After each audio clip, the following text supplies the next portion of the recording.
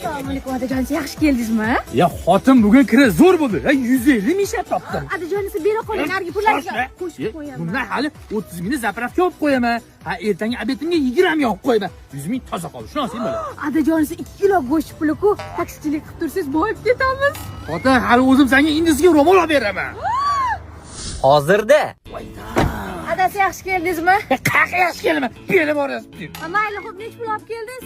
4 ming ishlab topdim. Mayli, xo'p, bera qoling. Yana shoshsan. Qanaqa shoshasan? Ha, ertaga ham kiraga chiqishim kerakmi? Ha, moshinaga zagotovka qilib qo'yish kerakmi? Ha, mana 4 ming ishlab topdim. Ha, yana 220 foiz ushlab qoladi. 100 ming ketdi. Ha, buni zapravkasi ham bormi januarda? Ha, 100 ming unga ketdi.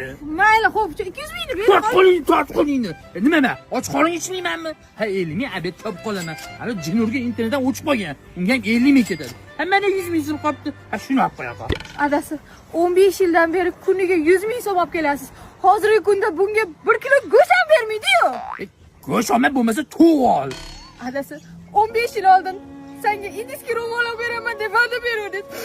Obbo, bo'pti, to'q go'sht ham olmay shu boshingga ro'mol aloqa.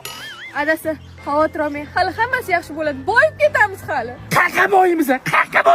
Ha, 30 yildan beri kerak qilaman. Hali enimga bir kiyim olganim yo'q. Adasi, insofli bo'ling. Boshingizga do'ppi oldingiz-ku. Bu do'ppini sotib olganim yo'q. Tilat tushib qolibdi. Shuni kiyaverman.